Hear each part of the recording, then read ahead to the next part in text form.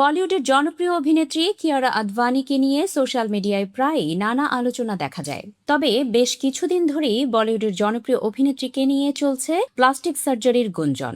এবার সেই বিষয়েই সরাসরি জবাব দিলেন কিয়ারা। 2021 সালে আরবাজ খানের জনপ্রিয় চ্যাট শো পিঞ্চে অতিথি হয়ে এসে ট্রোলিং, সামাজিক যোগাযোগ মাধ্যমের চাপ এবং নিজের ব্যক্তিগত অভিজ্ঞতা নিয়ে খোলামেলা কথা বলেন অভিনেত্রী। কিয়ারা জানান, একবার একটি অনুষ্ঠানে যাওয়ার পর তার কিছু ছবি সোশ্যাল মিডিয়ায় ছড়িয়ে পড়ে। এরপরই শুরু হয় নানা মন্তব্য। কেউ লিখেছেন ও প্লাস্টিক সার্জারি করিয়েছে, আবার কেউ করেছেন নানা সমালোচনা। এই নিয়ে মজার ছলে অভিনেত্রী বলেন, এত মানুষ যখন বলতে শুরু করলো তখন আমি নিজেই প্রায় বিশ্বাস করতে শুরু করেছিলাম যে আমি হয়তো সত্যি নিজের মুখে কিছু করিয়েছি।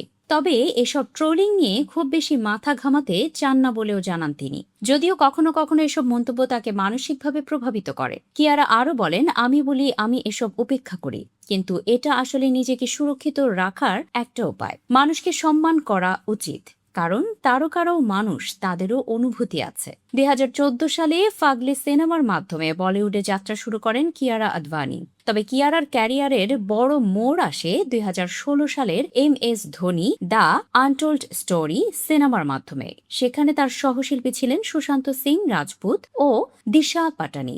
এরপর কবির সিং, ভারত আনে নেনু, বিনয়া বিদেয়া রামা সহ একাধিক আলোচিত সিনেমায় অভিনয় করে দর্শকদের মনে জায়গা করে নেন তিনি।